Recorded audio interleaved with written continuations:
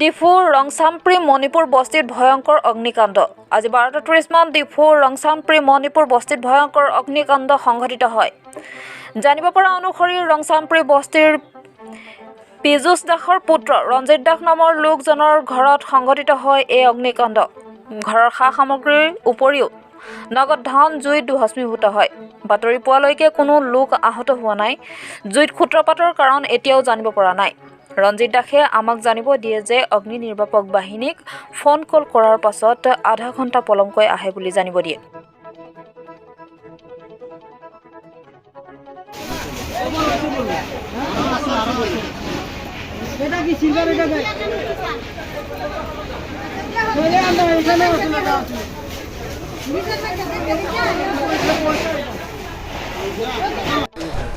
মইতো বজাৰতে আছিলোঁ, মইতো গম পোৱা নাই। মই এতিয়া আহি পালোঁ। মই মাল আনিব গৈছিলোঁ দোকানত। এতিয়াতো কেনেকৈ কি হ'ল বা মই এতিয়ালৈকে এই মাত্ৰ আহি পেলাই সোমাইছোঁ। মই আপোনাৰ নাম কি? পীযুষ দাস। পীযুষ দাস। তেখেত আপোনাৰ কি হয়? ল'ৰা। আপোনাৰ কি নাম? ৰঞ্জিত দাস। ঘৰত কেইজন মানুহ থাকে? ঘৰতে 7জন, পোৱালি ছোৱালীলৈ 7জন আছিল। পোৱালি ছোৱালীলৈ 7জন। মই মানে পোৱালিবিলাক স্কুলত আনিব গৈছিলোঁ, তাৰ লগত ৰৈ থাকোঁতে অলপ দেৰি হৈছে। তাৰপৰা বেলেগ এজনে মোক ফোন কৰিলে তোমালোকৰ ঘৰ জ্বলি গ'ল বোলে। মই ফটককৈ আহিলোঁ আৰু। কিমান দেৰি হ'ল জ্বলা এক ঘণ্টাৰ পিছতে শেষ। জুই লাগিলে গম পায়? কেনেকুৱা জুই লাগিছিলে ময়ো গম পোৱা নাই এতিয়ালৈকে বৰ্তমান। আমাৰ ঘৰৰ মিছেছ চব ফিট হৈ গ'ল। কেনেকুৱা লাগিছে মিছেছে গম পাব পৰা, মিছেছ আহিলে ক'ব পাৰিম আৰু। ফায়াৰ ব্ৰিগেড আহোঁতে দেৰি হৈছে? ফায়াৰ ব্ৰিগেড আহোঁতে দেৰি হৈছে, বহুত দেৰি হৈছে। ঘৰত আছে ডকুমেণ্টছবিলাক চব গুচি গ'ল।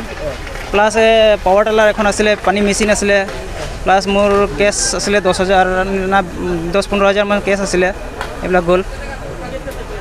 মানে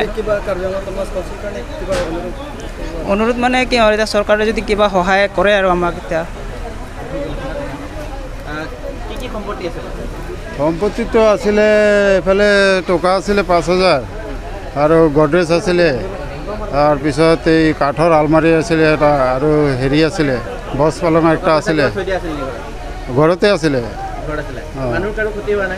মানুহ এতিয়া মানুহৰে খবৰ নাই। মানুহ এতিয়া ল'ৰাটোৱে দেখি আছে। মই এতিয়ালৈকে কোন আৰু কি হৈছে নহৈছে মই একো গম পোৱা নাই।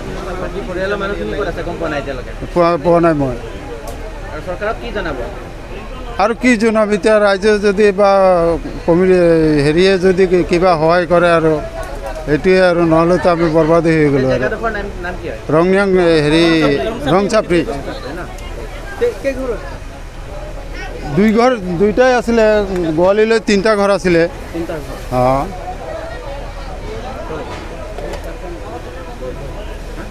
আৰু কাৰ কাৰ ঘৰ আছে? ইয়াতেতো আমাৰ এই দুইজনেৰে ঘৰ। অঁ, বেলেগ নাই, লগালগি আছিলে। কি কাৰণে জ্বলিছে গম পোৱা নাই? সেইটো মই এতিয়ালৈকে একো গম পোৱা নাই।